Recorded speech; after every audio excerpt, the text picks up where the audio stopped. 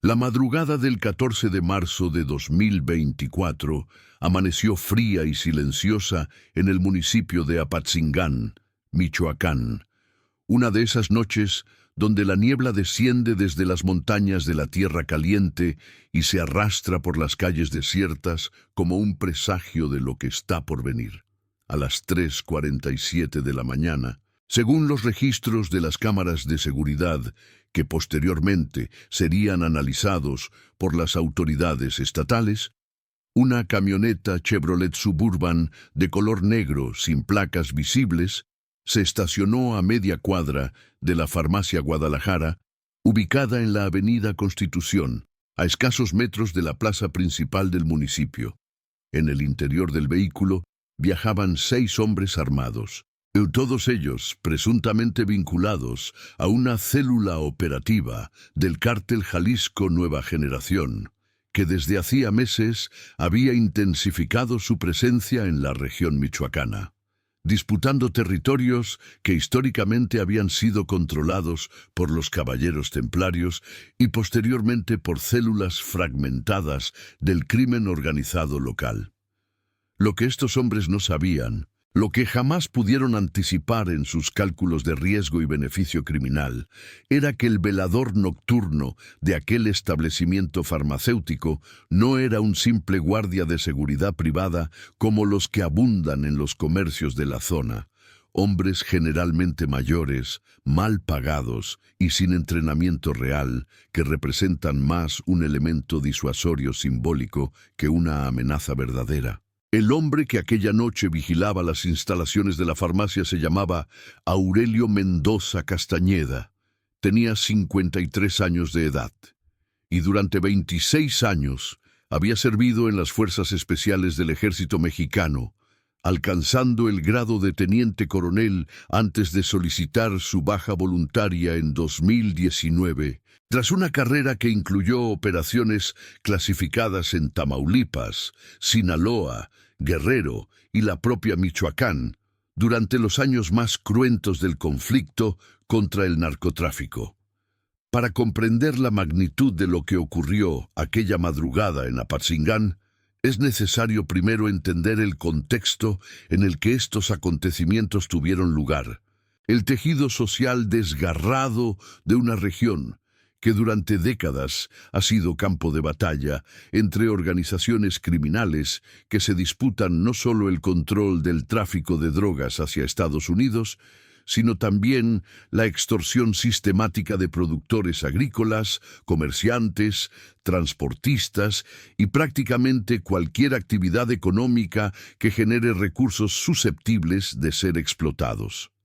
Apatzingán, con una población de aproximadamente 120,000 habitantes, según el último censo, se encuentra en el corazón de la Tierra Caliente michoacana, una zona geográfica que abarca municipios como Buenavista, Tepalcatepec, Aguililla y Coalcomán, territorios donde la presencia del Estado mexicano ha sido históricamente débil y donde las organizaciones criminales han ejercido durante años funciones de gobierno paralelo, cobrando impuestos, resolviendo disputas entre vecinos e incluso impartiendo una forma perversa de justicia que responde únicamente a sus intereses económicos y territoriales. El Cártel Jalisco Nueva Generación, fundado originalmente como brazo armado del Cártel de Sinaloa antes de independizarse y convertirse en su principal rival, había identificado en Apatzingán un objetivo estratégico fundamental para consolidar su corredor de distribución hacia el puerto de Lázaro Cárdenas, el segundo más importante de México y puerta de entrada para los precursores químicos provenientes de Asia que alimentan la producción de metanfetaminas y fentanilo. La farmacia en cuestión, según fuentes consultadas dentro de la Fiscalía General del Estado de Michoacán, que solicitaron el anonimato por temor a represalias, no era simplemente un objetivo de robo convencional, motivado por la necesidad de obtener medicamentos controlados o el efectivo de la caja registradora. Las investigaciones posteriores revelaron que el establecimiento había sido identificado por la organización criminal como un punto de distribución de medicamentos que competía con sus propias redes de venta ilegal de fármacos, particularmente opioides sintéticos y ansiolíticos que el cártel distribuía a través de farmacias clandestinas y puntos de venta callejeros en la región. Aurelio Mendoza Castañeda había llegado a trabajar como velador de la farmacia 6 meses antes de aquella noche fatídica, después de un periodo de transición difícil que es común entre los militares que abandonan las Fuerzas Armadas tras décadas de servicio. Su esposa, María Elena Rodríguez, había fallecido de cáncer de páncreas en 2020, dejándolo solo en una casa vacía de la colonia Lázaro Cárdenas de Morelia, la capital del estado. Sus 2 hijos, ambos profesionistas que habían emigrado hacia Estados Unidos en busca de oportunidades laborales que México no les ofrecía,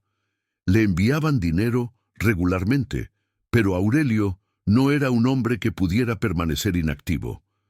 La pensión militar que recibía era modesta, como ocurre con la mayoría de los veteranos de las Fuerzas Armadas mexicanas que dedicaron su vida al servicio público, y el trabajo nocturno en la farmacia le ofrecía no solo un ingreso complementario, sino también una estructura, una razón para levantarse cada día y mantener la disciplina que había definido su existencia durante más de un cuarto de siglo. El gerente de la farmacia, un hombre llamado Roberto Guzmán Herrera de 41 años, había contratado a Aurelio tras una recomendación de un conocido en común, un exoficial del ejército que ahora trabajaba en seguridad privada en Guadalajara. Roberto no conocía los detalles específicos de la carrera militar de su nuevo empleado. Solo sabía que se trataba de un hombre serio, puntual, de pocas palabras y presencia imponente que había servido en el ejército durante muchos años. Lo que Roberto no sabía era que Aurelio Mendoza había participado en más de 80 operaciones de alto riesgo contra células del crimen organizado, que había recibido entrenamiento especializado en combate urbano, neutralización de amenazas y supervivencia en condiciones extremas, y que a pesar de su edad y su apariencia de abuelo tranquilo, mantenía una condición física y una agudeza mental que hubieran sido la envidia de hombres 20 años menores que él. La célula del Cártel Jalisco. Nueva generación que se aproximaba a la farmacia aquella madrugada estaba comandada por un individuo conocido en los registros de inteligencia de la Secretaría de la Defensa Nacional como el Flaco Rentería, cuyo nombre real era Jesús Antonio Rentería Maldonado, de 34 años de edad, originario de Tuxpan, Jalisco, con antecedentes penales por portación ilegal de armas de fuego, robo con violencia y homicidio calificado, aunque esta última acusación había sido desestimada por falta de pruebas después de que los testigos principales se retractaran de sus declaraciones en circunstancias que las autoridades describieron como altamente sospechosas. El Flaco Rentería era conocido en el mundo criminal por su crueldad calculada, por su capacidad para ejecutar operaciones de intimidación y extorsión, con una eficiencia que le había granjeado el respeto de sus superiores y el temor de sus subordinados. Aquella noche comandaba a 5 hombres, todos ellos armados con rifles de asalto tipo AR-15 y pistolas de calibre 9 milímetros, un arsenal desproporcionado para lo que en teoría debía ser un simple asalto a un establecimiento comercial, pero que reflejaba la cultura de violencia excesiva que caracteriza las operaciones del cártel jalisciense. A las 3:52 de la mañana, Aurelio Mendoza se encontraba realizando su ronda rutinaria por el interior de la farmacia, verificando que las puertas traseras estuvieran aseguradas y que los sistemas de refrigeración de los medicamentos que requerían cadena de frío funcionaran correctamente. Era un hombre metódico, como lo son todos aquellos que han sobrevivido décadas en ambientes donde un solo descuido puede significar la diferencia entre la vida y la muerte. Llevaba consigo una linterna táctica pequeña, un radio de comunicación que lo conectaba con la central de la empresa de seguridad privada que nominalmente supervisaba su trabajo, y una pistola calibre 38 especial que guardaba en una funda oculta bajo su chaleco de trabajo, un arma modesta en comparación con las que había portado durante su servicio activo, pero suficiente para la función disuasoria que se esperaba de él. Lo que nadie sabía, ni siquiera su empleador, era que Aurelio también mantenía oculta en un compartimiento del escritorio de vigilancia una pistola Beretta 9 milímetros con 3 cargadores adicionales, un arma que había conservado de sus años de servicio a través de canales que preferían no ser documentados y que representaba para él no solo un seguro de vida, sino también un vínculo con la identidad que había definido la mayor parte de su existencia. Los primeros indicios de que algo anormal estaba ocurriendo llegaron a Aurelio a través de los sentidos que había afinado durante décadas de operaciones nocturnas en territorio hostil. El sonido de portezuelas cerrándose en la distancia, el murmullo apenas perceptible de voces masculinas coordinando movimientos, el cambio sutil en la atmósfera que precede a la violencia como el olor a ozono que antecede a una tormenta. Desde la ventana del pequeño cuarto de vigilancia, ubicado en la esquina posterior de la farmacia, Aurelio observó cómo 6 figuras se aproximaban al establecimiento moviéndose con una coordinación que delataba entrenamiento o al menos experiencia en este tipo de operaciones. No llevaban uniformes, pero sus movimientos tenían la cadencia de hombres que habían hecho esto antes, que conocían sus posiciones y sus funciones dentro del equipo de asalto. En ese momento, Aurelio Mendoza tomó una decisión que definiría el resto de aquella noche y que posteriormente sería analizada por expertos en seguridad, académicos, periodistas y las propias autoridades que investigaron los hechos. Tenía 2 opciones claras frente a él. Podía seguir el protocolo establecido para situaciones de este tipo, que consistía en ocultarse, no confrontar a los asaltantes, permitir que tomaran lo que quisieran y posteriormente reportar el incidente a las autoridades, priorizando su seguridad personal sobre la protección de los bienes materiales del establecimiento. Esta era la recomendación oficial de prácticamente todas las empresas de seguridad privada, el consejo que recibían los comerciantes y empleados en las capacitaciones sobre prevención del delito, el sentido común que prevalecía en una región donde enfrentarse al crimen organizado equivalía a afirmar la propia sentencia de muerte. La otra opción era utilizar las habilidades que había desarrollado durante 26 años de servicio militar para neutralizar la amenaza antes de que pudiera materializarse por completo. Una decisión que implicaba riesgos enormes, pero que respondía a un código de conducta que Aurelio había interiorizado hasta convertirlo en parte fundamental de su identidad. Años después, en entrevistas que concedería a medios de comunicación nacionales e internacionales, Aurelio explicaría que su decisión no fue producto de un impulso heroico, ni de un deseo de venganza contra las organizaciones criminales que habían devastado su país durante décadas. Fue, según sus propias palabras, una evaluación táctica basada en la observación del comportamiento de los asaltantes. Había notado que 2 de los hombres portaban galones de lo que parecía ser gasolina o algún otro combustible, un detalle que le indicó que la operación no era un simple robo, sino posiblemente un acto de intimidación o destrucción que podría incluir incendiar el establecimiento. La farmacia se encontraba en un edificio que compartía estructura con otros comercios y con departamentos habitacionales en los pisos superiores, donde residían al menos 4 familias, incluyendo niños y personas de edad avanzada. Si los asaltantes cumplían su aparente intención de provocar un incendio, las consecuencias podrían ser catastróficas para personas completamente inocentes que dormían sin sospechar lo que estaba ocurriendo metros debajo de ellos. A las 4:03 de la madrugada, según la reconstrucción cronológica que posteriormente realizarían los peritos de la Fiscalía, el primer asaltante forzó la cerradura de la puerta principal utilizando una herramienta especializada que le permitió neutralizar el mecanismo en menos de 30 segundos.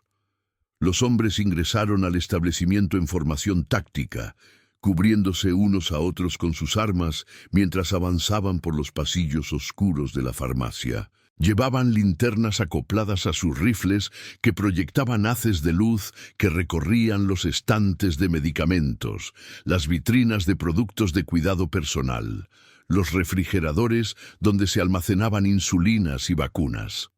El flaco Rentería ingresó en último lugar, supervisando la operación desde la retaguardia mientras sus hombres aseguraban el perímetro interior del establecimiento. Lo que ninguno de ellos notó fue que Aurelio Mendoza ya no se encontraba en el cuarto de vigilancia. En los minutos transcurridos desde que detectó la aproximación de los asaltantes, el veterano militar había realizado una serie de movimientos calculados para posicionarse en una ubicación táctica ventajosa. Había apagado todas las luces interiores del establecimiento que aún permanecían encendidas, sumiendo la farmacia en una oscuridad que beneficiaría a quien conociera mejor el terreno. Había recuperado su bereta del compartimiento oculto y verificado que los 3 cargadores adicionales estuvieran accesibles en su cinturón. Había memorizado las posiciones de cada uno de los asaltantes que había observado ingresar al edificio, contándolos mentalmente y asignándoles designaciones tácticas como lo había hecho miles de veces durante su carrera. Y finalmente, se había posicionado detrás de un mostrador elevado en la sección de farmacia especializada, un punto desde el cual tenía línea de visión hacia la entrada principal y hacia el pasillo central del establecimiento, mientras permanecía oculto en las sombras que su propia preparación había creado. El primer disparo de la noche retumbó a las 4:07 de la madrugada y provino del arma de Aurelio Mendoza. El proyectil impactó en el hombro izquierdo de uno de los asaltantes, un hombre de aproximadamente 25 años, que posteriormente sería identificado como Ramiro Delgado Ochoa, residente de Tepalcatepec con antecedentes por robo de vehículos. El impacto hizo girar al hombre sobre su propio eje, provocando que su dedo se contrajera sobre el gatillo de su rifle y disparara una ráfaga descontrolada que destrozó varios estantes de medicamentos para la tos y el resfriado, enviando cajas y frascos en todas direcciones. El estruendo de los disparos rompió la quietud de la madrugada apatzinguense, despertando a vecinos en las casas circundantes que posteriormente describirían a los medios de comunicación su terror inicial al escuchar lo que parecía ser una batalla urbana desarrollándose a metros de sus hogares. Los siguientes segundos transcurrieron con una intensidad que solo aquellos que han experimentado combate real pueden comprender plenamente. Los asaltantes respondieron al fuego con sus armas automáticas, disparando en la dirección general de donde había provenido el disparo inicial. Pero sus balas impactaban en estantes, paredes y techos sin encontrar su objetivo. Aurelio había aprovechado el caos generado por su primer disparo para cambiar de posición, moviéndose con una agilidad que desmentía sus 53 años de edad, utilizando las sombras y su conocimiento del terreno para flanquear a los atacantes. Su segundo disparo alcanzó a otro de los asaltantes en la pierna derecha, a la altura del muslo, provocando que el hombre se desplomara sobre el piso de linóleo gritando de dolor, mientras su sangre comenzaba a formar un charco oscuro a su alrededor.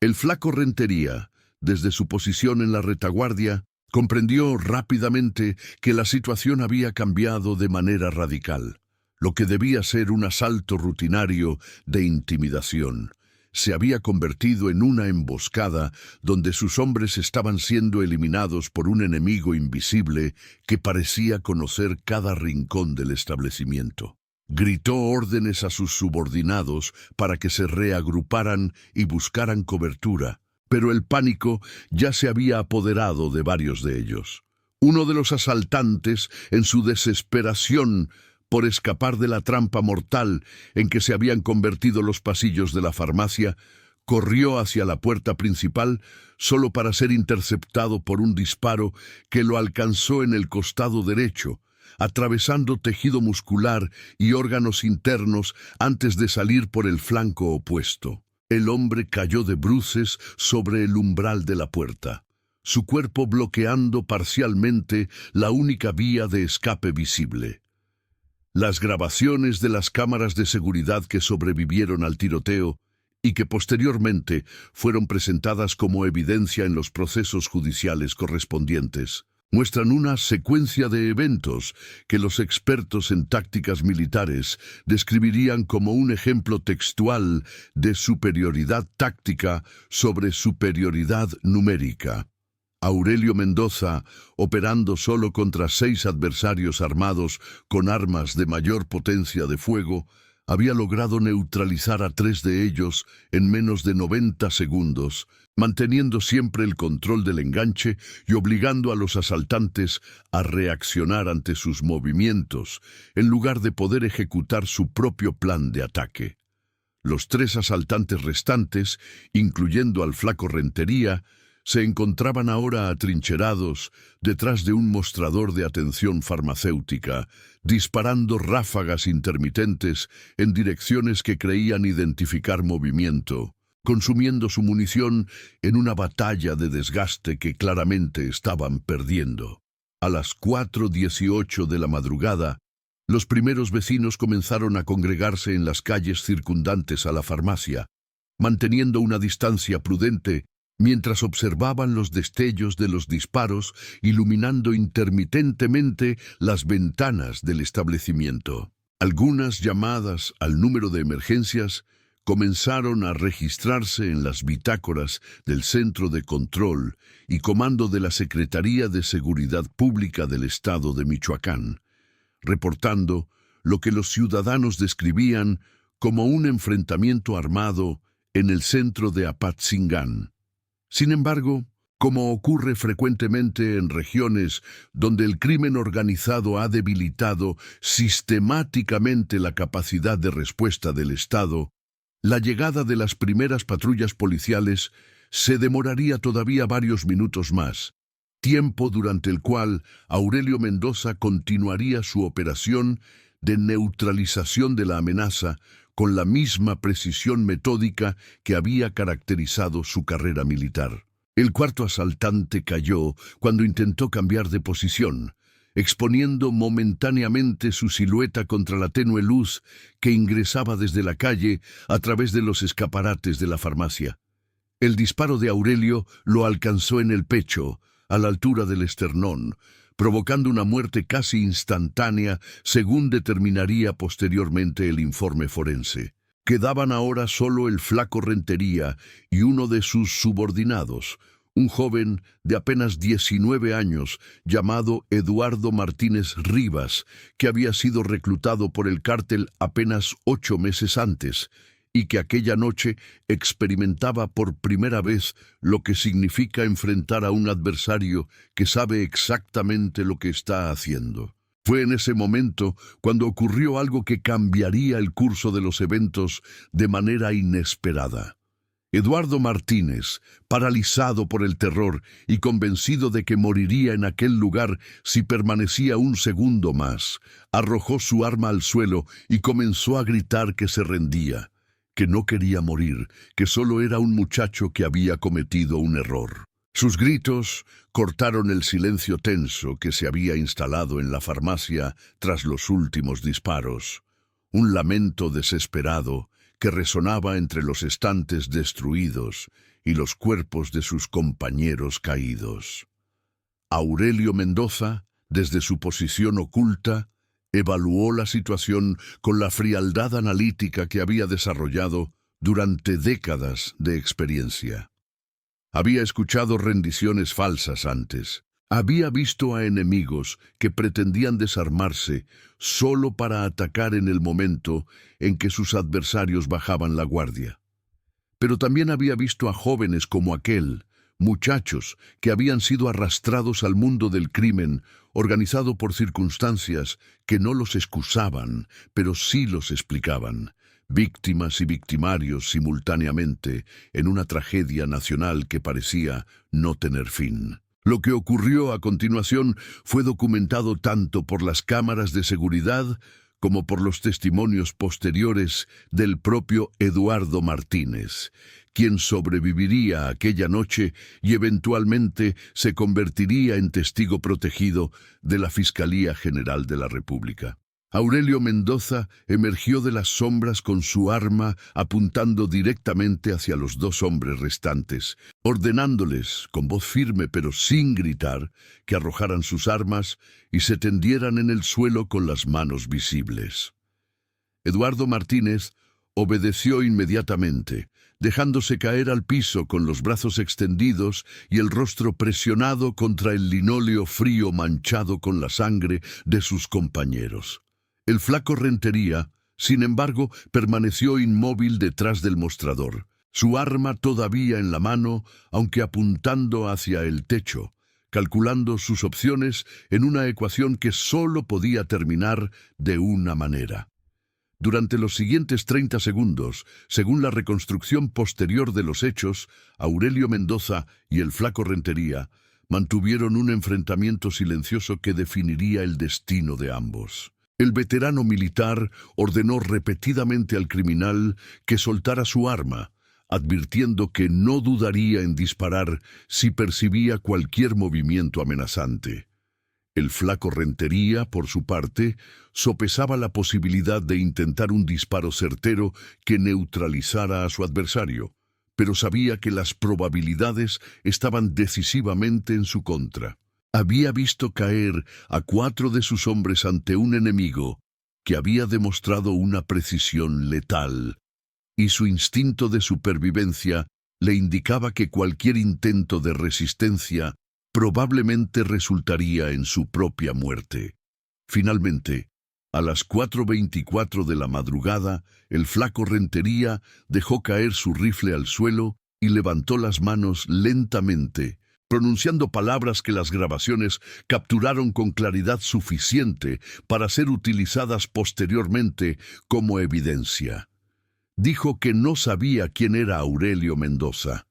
pero que era un hombre muerto caminando, que el cártel no olvidaba y no perdonaba, que por cada uno de los hombres caídos aquella noche vendrían 10 más buscando venganza. Aurelio, sin inmutarse ante las amenazas, ordenó al criminal que se tendiera junto a su subordinado, mientras él retrocedía hacia el teléfono del cuarto de vigilancia para contactar a las autoridades. Las primeras unidades de la policía Michoacán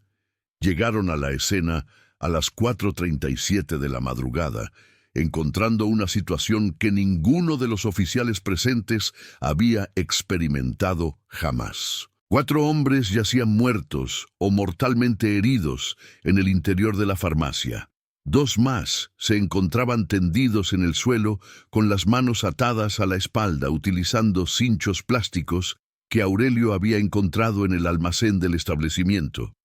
Y un hombre de mediana edad, vestido con el uniforme de velador de la empresa de seguridad privada, los esperaba en la puerta principal, su arma ya enfundada y sus manos visibles como señal de que no representaba una amenaza para los recién llegados. La escena según describiría posteriormente el capitán Héctor Ramírez Luna, de la Policía Michoacán, en su declaración oficial. Parecía sacada de una película de acción más que de la realidad cotidiana del crimen organizado en México, donde los criminales generalmente operan con impunidad y las víctimas rara vez tienen la capacidad de defenderse de manera efectiva. Los siguientes días traerían una avalancha de atención mediática que transformaría a Aurelio Mendoza de un oscuro velador nocturno en una figura de resonancia nacional. Los medios de comunicación, ávidos de historias que ofrecieran un contrapeso a las noticias cotidianas de violencia, corrupción e impunidad, encontraron en el veterano militar un protagonista perfecto para una narrativa de resistencia y justicia que el público mexicano anhelaba desesperadamente. Las primeras notas periodísticas aparecieron en los diarios locales de Michoacán la mañana siguiente, describiendo los hechos con la información fragmentaria disponible en ese momento. Para el mediodía, los principales noticieros nacionales ya habían despachado equipos de reporteros hacia Apatzingán, buscando entrevistas con testigos, autoridades y especialmente con el hombre que había logrado lo que parecía imposible. Aurelio Mendoza, sin embargo, se mostró reacio a conceder entrevistas o aceptar el papel de héroe que los medios y la opinión pública intentaban asignarle. En las pocas declaraciones que ofreció durante los días inmediatamente posteriores al incidente, insistió en que simplemente había hecho lo que cualquier persona con su entrenamiento habría hecho en circunstancias similares, que no buscaba reconocimiento ni fama, y que su principal preocupación en ese momento era la seguridad de su familia y la posibilidad de represalias por parte del cártel.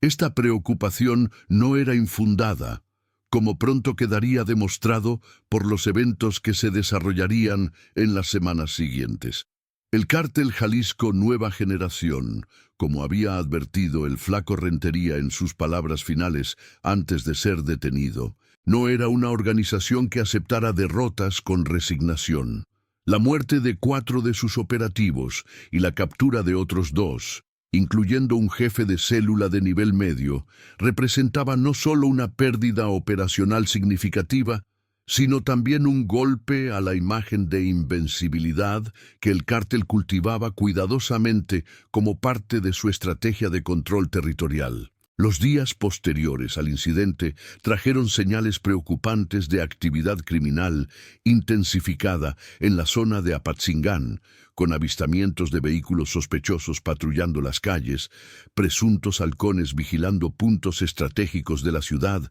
y rumores que circulaban por las redes de información informal de la comunidad sobre una recompensa ofrecida por información acerca del paradero y la familia del hombre que había humillado a la organización. Las autoridades federales, conscientes del riesgo que enfrentaba Aurelio Mendoza, tomaron la decisión de incorporarlo al programa de protección a personas del gobierno federal, una medida que implicaba reubicarlo en una localidad secreta con una nueva identidad y vigilancia permanente. Esta decisión, aunque necesaria desde el punto de vista de la seguridad, generó un debate público sobre las contradicciones inherentes a un sistema de justicia que obligaba a las víctimas del crimen organizado a abandonar sus vidas, sus hogares y sus comunidades, mientras que los perpetradores frecuentemente continuaban operando con relativa impunidad desde las cárceles o simplemente evadían la captura indefinidamente. Roberto Guzmán Herrera, el gerente de la farmacia, enfrentó una situación igualmente compleja en los días y semanas posteriores al incidente. El establecimiento había sufrido daños significativos durante el tiroteo, con estantes destruidos, productos perdidos y una estructura comprometida que requería reparaciones costosas. Más preocupante aún era el mensaje implícito que el ataque representaba, una advertencia de que la farmacia había sido identificada como un obstáculo para los intereses del crimen organizado y que futuras represalias eran no solo posibles, sino probables. Roberto enfrentaba la decisión que miles de comerciantes mexicanos han enfrentado en circunstancias similares: cerrar el negocio y aceptar la pérdida económica, someterse a las demandas de extorsión del crimen organizado para poder continuar operando, o intentar resistir con la esperanza de que las autoridades pudieran ofrecer una protección que históricamente había demostrado ser insuficiente. La investigación judicial del caso avanzó con una velocidad inusual, impulsada en parte por la atención mediática y en parte por la solidez de las evidencias disponibles. Los dos supervivientes del grupo de asaltantes, el Flaco Rentería y Eduardo Martínez, fueron puestos a disposición del Ministerio Público Federal bajo cargos de portación ilegal de armas de fuego de uso exclusivo del Ejército, intento de homicidio, asociación delictuosa y delincuencia organizada. Eduardo Martínez, el joven que había optado por rendirse durante el enfrentamiento, expresó su disposición a colaborar con las autoridades a cambio de consideraciones en su sentencia, una decisión que lo colocaría en una posición extremadamente peligrosa frente a la organización criminal, pero que también ofrecía la posibilidad de una vida diferente a la que el destino parecía haberle reservado. Los testimonios que Eduardo Martínez ofreció a los investigadores revelaron detalles perturbadores sobre las operaciones del Cártel Jalisco Nueva Generación en Michoacán, información que permitiría a las autoridades comprender mejor la estructura organizacional, las rutas de distribución y los métodos de reclutamiento utilizados por el grupo criminal.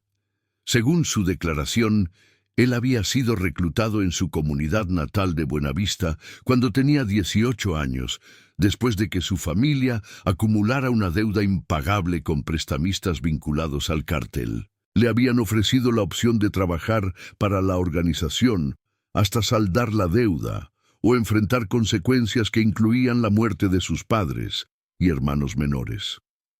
La opción, por supuesto, no era realmente una opción, sino una forma de esclavitud moderna, disfrazada con la retórica del voluntarismo criminal. Esta historia de reclutamiento forzoso, lejos de ser excepcional, representaba un patrón que las autoridades y los investigadores académicos habían documentado extensamente en las regiones controladas por el crimen organizado. Miles de jóvenes mexicanos, particularmente en zonas rurales y marginadas donde las oportunidades de empleo legítimo son escasas, se encontraban atrapados en dinámicas similares, obligados a participar en actividades criminales bajo amenazas a sus familias o a sí mismos. El caso de Eduardo Martínez ofrecía una ventana hacia esta realidad frecuentemente invisibilizada, un recordatorio de que detrás de las estadísticas de violencia y las narrativas simplificadas de buenos y malos existían complejidades humanas que desafiaban las categorizaciones fáciles. El Flaco Rentería, por su parte, adoptó una estrategia diametralmente opuesta, negándose a cooperar con las autoridades y manteniendo un silencio obstinado que solo interrumpía para repetir las amenazas que había pronunciado la noche de su captura. Su abogado defensor, un litigante conocido por representar a presuntos miembros del crimen organizado en casos de alto perfil, argumentó que su cliente había sido víctima de un uso excesivo de la fuerza por parte de Aurelio Mendoza, que el veterano militar había actuado como un vigilante extrajudicial en lugar de permitir que las autoridades competentes manejaran la situación, y que los disparos que habían causado la muerte de 4 personas constituían homicidios que debían ser investigados y sancionados independientemente de las circunstancias en que habían ocurrido. Este argumento legal aunque rechazado por la opinión pública y eventualmente desestimado por los tribunales que conocieron del caso, planteaba cuestiones jurídicas y éticas genuinamente complejas sobre los límites de la legítima defensa, el uso de fuerza letal por civiles y la responsabilidad del Estado cuando su incapacidad para proteger a los ciudadanos obliga a estos a tomar medidas de autoprotección que en circunstancias normales serían inaceptables. Los expertos en derecho penal que analizaron el caso coincidieron mayoritariamente en que las acciones de Aurelio Mendoza se encontraban amparadas por las figuras de legítima defensa y estado de necesidad previstas en el Código Penal Federal,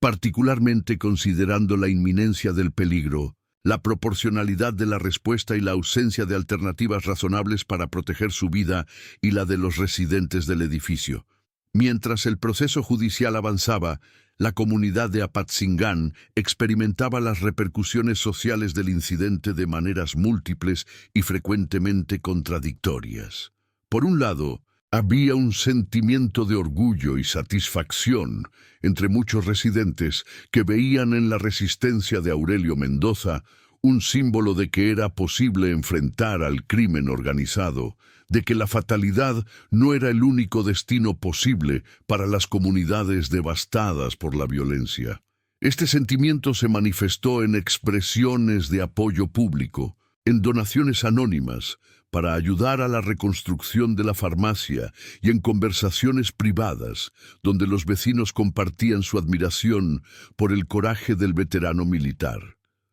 Por otro lado, existía un temor palpable sobre las posibles represalias del cártel, un miedo que se intensificó cuando comenzaron a circular rumores sobre la presencia de sicarios foráneos en la región y sobre posibles ataques planeados contra símbolos de la resistencia civil. Algunos comerciantes que habían expresado públicamente su apoyo a Aurelio Mendoza comenzaron a recibir visitas intimidatorias de individuos que no necesitaban identificarse para que su mensaje fuera comprendido claramente.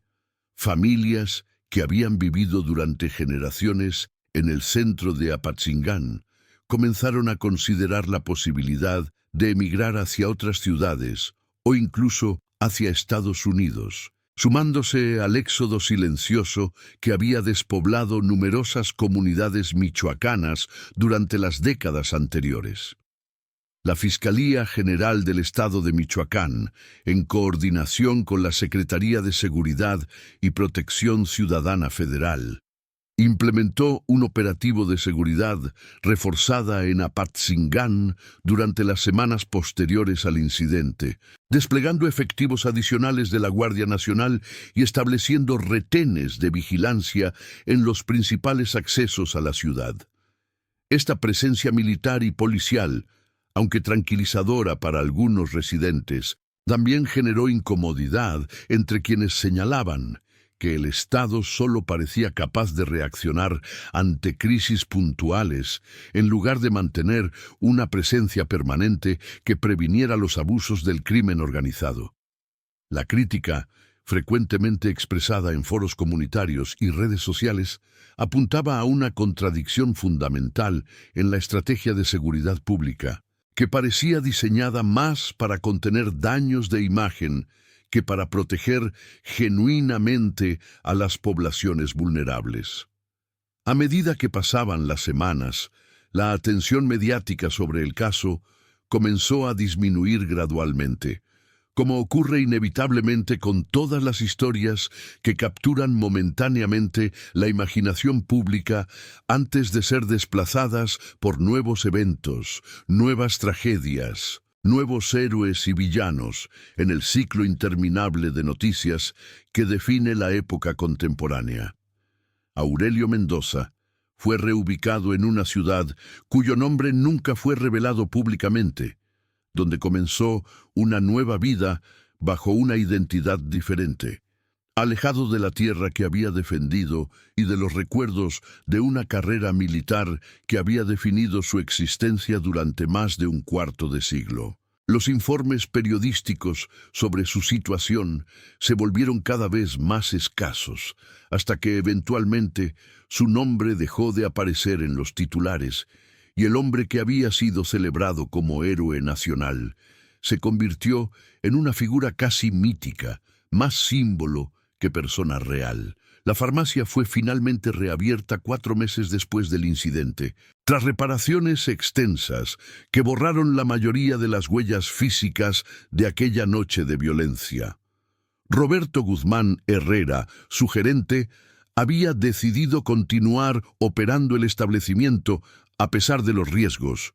una decisión que explicó en una entrevista posterior como un acto de resistencia contra quienes pretendían destruir la normalidad de su comunidad a través del terror. Había contratado a un nuevo equipo de seguridad,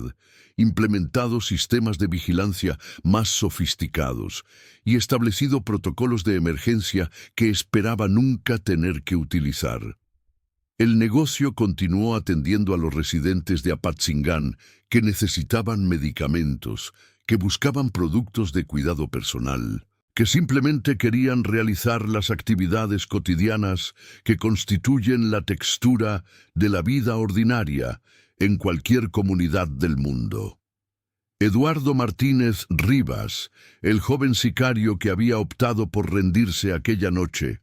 fue sentenciado a 8 años de prisión después de que su cooperación con las autoridades fuera considerada como atenuante por el tribunal que conoció su caso. Ingresó al programa de protección a testigos federal y fue trasladado a un penal de máxima seguridad lejos de Michoacán,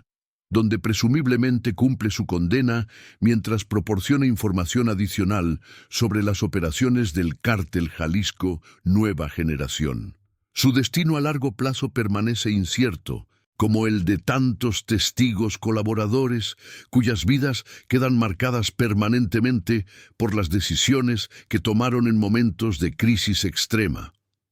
El flaco Rentería, por su parte, fue sentenciado a 52 años de prisión tras ser encontrado culpable de múltiples cargos, incluyendo delincuencia organizada,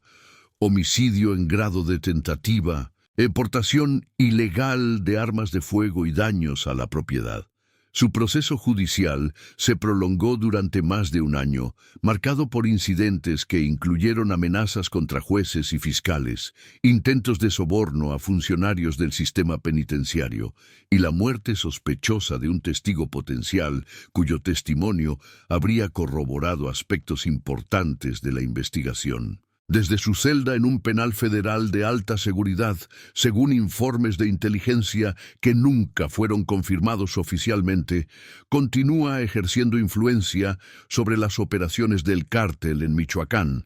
una realidad que ilustra las limitaciones del sistema de justicia mexicano para neutralizar completamente a los líderes del crimen organizado, incluso cuando logra encarcelarlos. Los 4 hombres que murieron aquella noche en la farmacia fueron enterrados en sus comunidades de origen, la mayoría en cementerios rurales de municipios michoacanos, donde sus familias lloraron pérdidas que, independientemente de las circunstancias, representaban la desaparición de hijos, hermanos, padres. Uno de ellos dejó 3 hijos menores de edad que quedaron al cuidado de abuelos que difícilmente podían mantenerlos.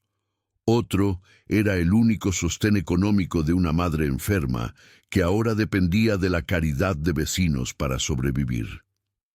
Estas historias, raramente contadas en los medios que cubrieron el caso, formaban parte de la complejidad moral que subyacía a un evento que públicamente fue narrado en términos de heroísmo y justicia, pero que privadamente contenía múltiples tragedias entrelazadas sin protagonistas, claramente buenos o claramente malos. La familia de Aurelio Mendoza, sus 2 hijos radicados en Estados Unidos, vivieron los meses posteriores al incidente con una mezcla de orgullo por las acciones de su padre y temor por las consecuencias que éstas podrían acarrear.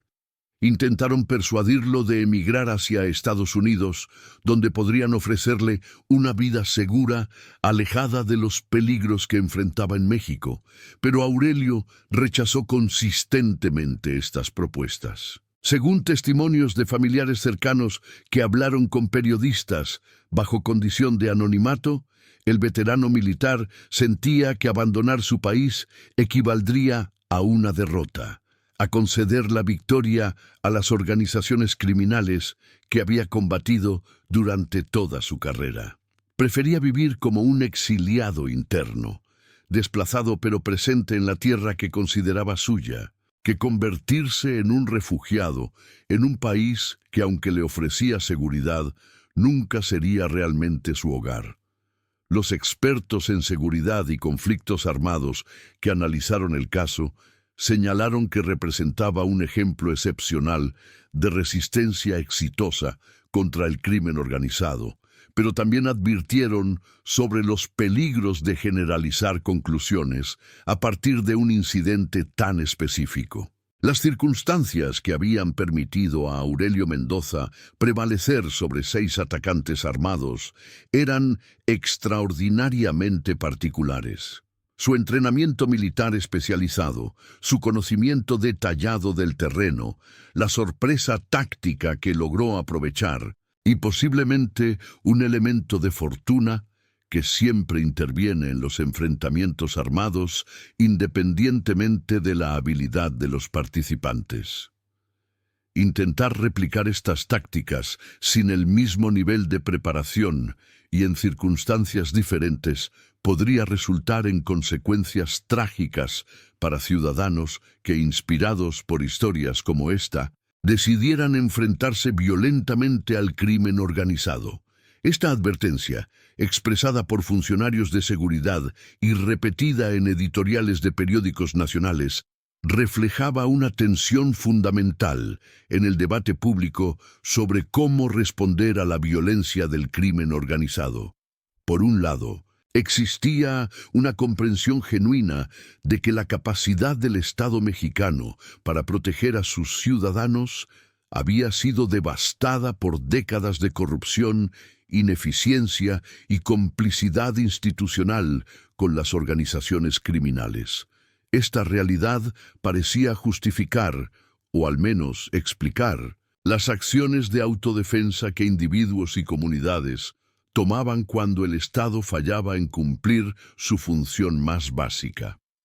Por otro lado, había una preocupación legítima sobre las consecuencias de normalizar la violencia civil como respuesta a la violencia criminal, un camino que históricamente había conducido a espirales de conflicto donde las distinciones entre víctimas y victimarios se volvían cada vez más difusas. El caso de la farmacia de Apatzingán se sumó a una larga lista de incidentes similares que durante años habían alimentado el debate sobre las autodefensas comunitarias en México. Grupos de ciudadanos armados que en diversas regiones del país habían decidido tomar la seguridad en sus propias manos ante la ausencia o complicidad de las autoridades oficiales. Michoacán había sido precisamente el epicentro de este fenómeno durante la década anterior, con el surgimiento de grupos de autodefensa que inicialmente fueron celebrados como héroes populares antes de que muchos de ellos fueran cooptados por el mismo crimen organizado que supuestamente combatían o se convirtieran en fuentes de nuevos abusos contra la población civil. Aurelio Mendoza, en las escasas declaraciones públicas que ofreció antes de desaparecer en el programa de protección a testigos, se distanció explícitamente del movimiento de autodefensas y rechazó cualquier intento de utilizar su historia como justificación para la formación de grupos armados civiles. Insistió en que sus acciones habían sido una respuesta individual e inmediata a una amenaza específica, no el inicio de una cruzada contra el crimen organizado ni un modelo a seguir para otros ciudadanos. Esta posición, aunque decepcionante para algunos que esperaban que el veterano militar asumiera un rol de liderazgo en la resistencia comunitaria, reflejaba una comprensión matizada de las complejidades involucradas en la lucha contra el crimen organizado y de los peligros de militarizar aún más una sociedad ya saturada de violencia. Un año después del incidente, un equipo de periodistas de investigación de un medio nacional visitó Apatzingán para evaluar las condiciones de seguridad en la ciudad y el impacto duradero de aquella noche de marzo. Lo que encontraron fue una comunidad que había regresado a una normalidad frágil, donde la vida cotidiana continuaba, pero siempre bajo la sombra de la presencia criminal que nunca había desaparecido completamente. La farmacia seguía operando, atendida por empleados que preferían no hablar con extraños sobre lo que había ocurrido en sus instalaciones. Los vecinos del centro histórico recordaban los eventos de aquella noche como un momento excepcional en una historia más larga de violencia y resistencia que definía la existencia de su comunidad. Y en las conversaciones privadas, cuando la confianza se establecía lentamente, surgían nuevas historias de extorsiones pagadas, de familiares desaparecidos, de sueños abandonados, que recordaban que la batalla contra el crimen organizado estaba lejos de haber sido ganada.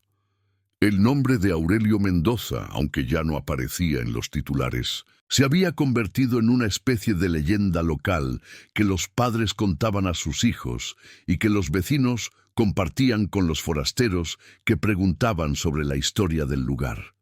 Algunos lo recordaban con admiración, otros con gratitud,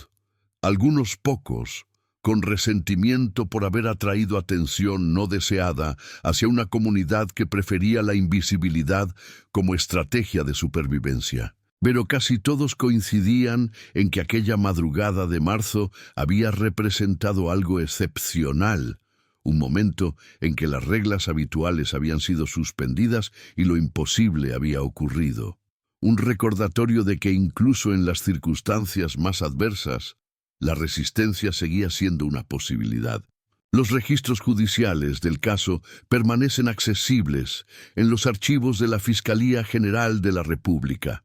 donde estudiantes de Derecho, investigadores académicos y periodistas ocasionalmente los consultan como parte de estudios más amplios sobre la violencia del crimen organizado en México. Las grabaciones de las cámaras de seguridad, editadas para proteger información sensible, fueron presentadas como evidencia en varios procesos judiciales y posteriormente archivadas en expedientes que probablemente nunca serán desclasificados completamente. Los informes de balística, los testimonios de testigos, las declaraciones de los sobrevivientes, todos estos documentos conforman un registro oficial de lo que ocurrió aquella noche, aunque ninguno de ellos captura completamente la textura humana de los eventos, el terror de los momentos de combate, las decisiones tomadas en fracciones de segundo que determinaron quién viviría y quién moriría. Aurelio Mendoza cumplió 55 años en algún lugar de México, cuya ubicación exacta permanece clasificada por razones de seguridad. Según informes no confirmados de fuentes cercanas a su familia, ha encontrado cierta paz en su nueva vida, aunque nunca ha dejado de extrañar la casa que abandonó, la ciudad donde conoció a su esposa, los lugares que había llamado hogar durante la mayor parte de su existencia. Mantiene contacto esporádico con sus hijos a través de canales seguros establecidos por el programa de protección, y ocasionalmente recibe noticias de Apatzingán a través de intermediarios que le informan sobre los cambios en la comunidad que defendió aquella noche. No concede entrevistas, no responde a las numerosas solicitudes de productores de documentales y escritores que quisieran contar su historia con mayor detalle, y ha rechazado consistentemente ofertas para comercializar su experiencia de cualquier manera. Esta decisión de retirarse de la atención pública, aunque frustrante para quienes quisieran conocer más sobre el hombre detrás de la leyenda, es quizás el testimonio más elocuente de su carácter. Aurelio Mendoza nunca quiso ser un héroe público. Simplemente fue un hombre que, cuando se enfrentó a una situación imposible, respondió con las habilidades y los valores que había desarrollado durante toda su vida. Que esa respuesta haya resultado en un desenlace excepcional no cambia el hecho de que, en su propia mente, solo hizo lo que cualquier persona debía hacer cuando se enfrenta a la injusticia y tiene los medios para resistirla. El legado del incidente de la farmacia de Apatzingán permanece abierto a interpretación, un evento que diferentes personas y grupos utilizan para sostener conclusiones divergentes sobre la seguridad pública, la justicia, la resistencia ciudadana y el futuro de México. Para algunos, representa una prueba de que el crimen organizado puede ser enfrentado y derrotado cuando los ciudadanos deciden no someterse pasivamente a sus demandas. Para otros, es un recordatorio de las fallas profundas del Estado mexicano que hacen necesarias tales acciones individuales heroicas. Y para otros más, es simplemente una historia excepcional que no debe ser generalizada. Un conjunto de circunstancias únicas que produjeron un resultado igualmente único, pero que no ofrece lecciones aplicables a la situación general del país. Lo que nadie puede negar es que aquella madrugada del 14 de marzo de 2024, en una farmacia del centro de Apatzingán, Michoacán, algo extraordinario ocurrió. 6 hombres armados del cártel Jalisco Nueva Generación intentaron ejecutar lo que debía ser una operación rutinaria de intimidación y destrucción, y se encontraron con un adversario que no estaban preparados para enfrentar. 4 de ellos no sobrevivieron el encuentro. Los otros 2 terminarían en prisión con sentencias que definirán el resto de sus vidas. Y un velador nocturno de 53 años, un hombre que había dedicado su vida al servicio de su país y que en su retiro solo buscaba una existencia tranquila, demostró que la resistencia sigue siendo posible incluso en las circunstancias más adversas, que el coraje individual puede ocasionalmente prevalecer sobre la brutalidad organizada, y que en México, a pesar de todo, todavía existen personas dispuestas a defender lo que es correcto, sin importar el costo personal. Esta es la historia de Aurelio Mendoza Castañeda, veterano del ejército mexicano, velador nocturno, sobreviviente. Una historia que no termina con un final feliz tradicional, ni con una resolución satisfactoria de los conflictos que la originaron, porque las historias reales rara vez ofrecen tales clausuras. Termina como terminan tantas historias mexicanas, con más preguntas que respuestas, con victorias parciales ensombrecidas por pérdidas permanentes, con la esperanza frágil de que mañana será diferente, compitiendo contra la evidencia abrumadora de que probablemente no lo será. Pero termina también con un testimonio de resistencia, con la prueba de que la dignidad humana puede sobrevivir incluso en las condiciones más degradantes, y con el recordatorio de que cada persona, en cada momento, tiene la capacidad de elegir cómo responder ante las circunstancias que enfrenta. Aurelio Mendoza hizo su elección aquella madrugada de marzo.